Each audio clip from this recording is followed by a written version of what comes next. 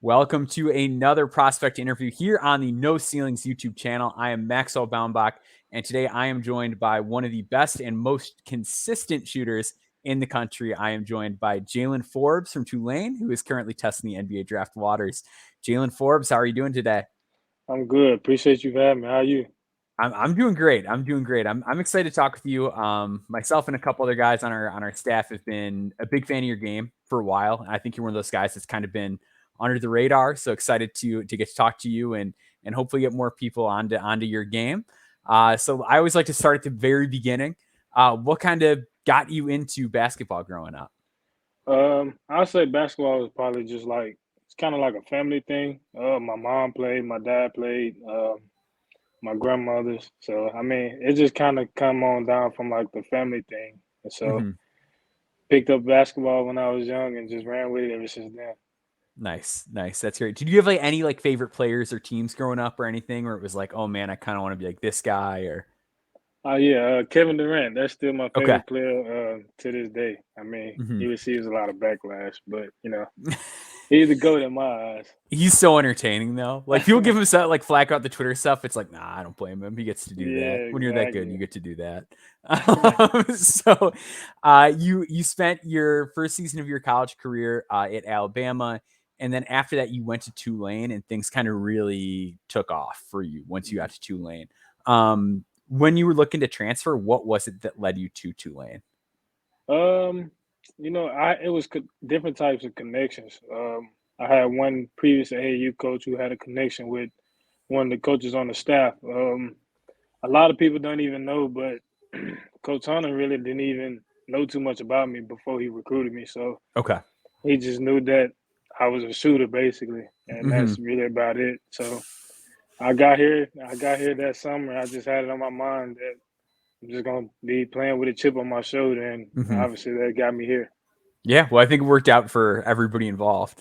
I think he got his Yeah. shooter, and I think you got a chance to kind of be off to the races there. So you mentioned the shooting, and I think obviously that's like the really big thing with you. So for people that aren't familiar with Jaylen Forbes' game, that's what it is. 6'5" shooter. You are 38.2% from three over your last three seasons on really high volume. So the first thing I want to ask is how did you get your shot to the point that it was at? Were you always a shooter, or is it something that's kind of developed over time? Um, actually, I wasn't always a shooter. As crazy as it may sound, I really didn't start shooting the ball as well as I do until like maybe my 10th or 11th grade year of high school. Okay. Just constantly getting in the gym, just staying in the Mm-hmm. gym, working on different mechanics and basically just the basics of just catching, shooting, and I just love doing it ever since I started making it. I just stayed working at it, and obviously I'm a pretty good shooter now. Pretty good, pretty good. So, the biggest thing that jumped out to me about your game, and it's something that I put on Twitter before when I talk about guys that are kind of under the radar, is your consistency. So you had only 2 games this entire season out of 31 where you scored under 10 points, and that's really uncommon at the college level. Guys tend to wax and wane a little bit more, and guys get cold, whatever. What do you attribute that consistency to? Because it's not normal. Like there's just not a lot of dudes that put up over 10 points every single game like that. I feel like it's just the work that I put in. I mean, I'm constantly in the gym. I don't really go out too much. It's just the work paying off. That's all I Mm-hmm. can really say about it. I just, I mean, it gets to the point to where my coaches tell me not even to come in the gym no more. So I mean, they don't want me getting up shots after practice. So I Mm-hmm. mean, I'm just a gym rat, honestly. Yeah, that's awesome. That's good to hear. I'm sure teams will like to hear that too. Something I like about you a lot too, and I think this plays a role in your consistency, is your mentality. So I got to see a game that you guys played in person against George Mason back in December when you guys were in the Chicago area. And that was a game where like you had a rough first half, and then the second half it seemed like you changed your approach. You were attacking more, you were getting downhill, you got to the free throw line a couple times. And just in person, and like this is a big reason why I advocate for in-person scouting for evaluators. Like it was really cool to see your body language throughout that game. Because I think a lot of guys, they have a bad half and they hang their head and things like that. You kept your head up. You were getting everybody else going too. And you were able to really turn it around and get your team back in that game. Could you talk a little bit about like how you stay positive and then also just your ability to be an emotional leader on the basketball court? I mean, being a leader is something that I've always wanted that role. I had it in high school, and I got here and they gave me that role here at Tulane. So, that's just something that comes with it. My teammates look up to me when things going, the wrong way. They looking at me, so I got to make sure that my body language is right. And, even though I may not be making shots at that point in time or playing good at that point in time, I just got to find a way just, to keep my spirit up, and keeping my spirit up helps my teammate keep their spirit up, and it's vice versa. I remember that George Mason game like it was yesterday. I had teammates in my ear constantly just telling me to just stay with it, and their confidence in me helped me in the second half, and my second half also helped them because I'm putting that same confidence back in them. So a lot of that just comes from my teammates. I'll give them that credit. Absolutely. And yeah, you guys were a fun team as a whole this past season. A lot of talent on that Tulane team. Something else that's kind of developed throughout your game is obviously like being a 3-point shooter is one thing. Everyone wants the 3 and D. Everyone wants the guy that can shoot threes and then bring something on the defensive end.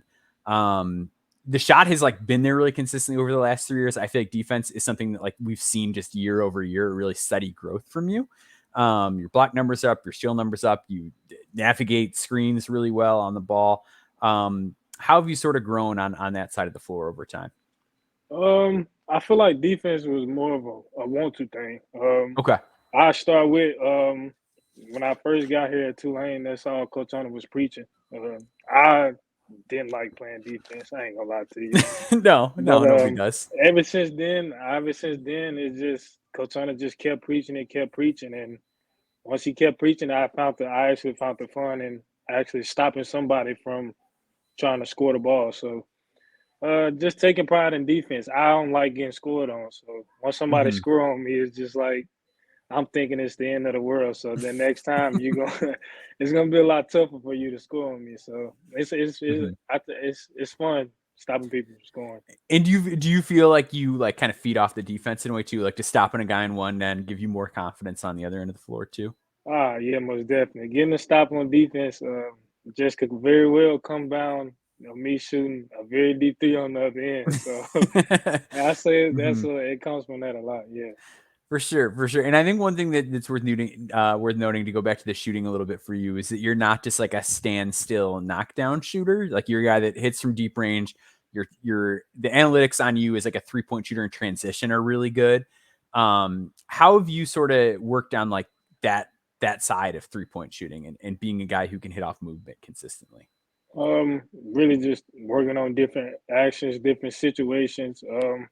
Transition threes is it's just something that I've always worked on. I feel like I can get conditioning in at the same time as well as shooting. So transition threes is probably my favorite threes besides catch and shoot. But I feel like all my 3-point shots that I even shoot, I feel like I work on all of them, even the deep threes, the running off screens, and all those things. I feel I work on those a lot. And now you're entering the pre-draft process. There's going to be a lot going on. There's going to be combine events. There's going to be team workouts. There's going to be a lot. What aspect of your game are you focused on growing the most during this period?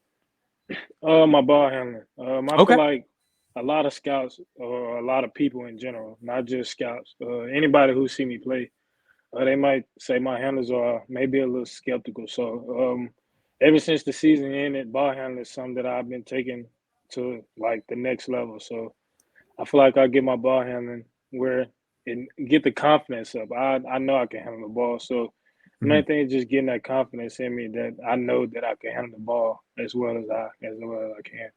And with that, do you think it's something that like, do you think situation plays a role in that perception where like you played on a team with Jalen Cook and Sion James who can both like really put the ball on the floor and like Kevin Cross is a really good passer. So like, do you think that played a role in like why people think that? Like, do you think part of it is just that you weren't in a role where you got to dribble very much? Yeah, most definitely. I most definitely think that plays a role. I mean, not to take anything away from my teammates. No, yeah, they're all good. That's why Yeah, that's yeah. why they have Like the ball. Yeah. the things that they do are perfect. I mean, Mm-hmm. half of my baskets I don't get them without if you want to Kevin Cross, if you're Mm-hmm. speaking about, if you want to be Yeah, yeah, honest. he's So great. Mm-hmm. yeah, I get the ball in their hands. They make my job easier at shooting. So Mm-hmm. I feel like that's why a lot of that comes from that. But opportunities come. So Mm-hmm. you know, I'll be able to show that I can handle the ball. For sure, for sure. And for teams, people in front offices, things like that are watching or are going to read the article that I write about you, what do you see your role being on an NBA team? Most definitely a 3 and D. Just knock down Mm-hmm. shots and just sit down and guard somebody. That's all I can ask for. I can Yeah, yeah. shoot the ball. I shoot the ball well. Something that I've always been doing and just guarding, just playing defense and having fun. Mm-hmm. Absolutely, I'm with you. I think that's your game, and I think you've got a real shot to kind of carve out that sort of role because there's starting a lot of dudes that are that consistent as shooters that have the range that you have and can defend like you do. So we really appreciate you taking the time to come on here. For people that are fans of you or are just learning about you, and a lot of people just start to tune into the draft stuff. They don't watch any college basketball; they just watch NBA. They're coming to us for the draft stuff. If people like you, they're interested. Where can they follow you on social media? My Instagram is J Buckets with two A's, JAAYBUCKETS Mm-hmm. 25. I had to make sure I spell it right because I don't know. You're good. You're My good. my username I be putting a lot of extra letters. So yeah. And my Twitter name is Golden J23. Mm-hmm. Well, thank you so much for joining us. We appreciate it. Give Jaylen a follow. Check out highlights of him games if you can hunt him down. His games, he's really exciting. He's a really good player. And we, again, thank you so much for joining us here at No Ceilings. And we appreciate everybody for tuning in. We'll see you guys next time. So thanks for having me.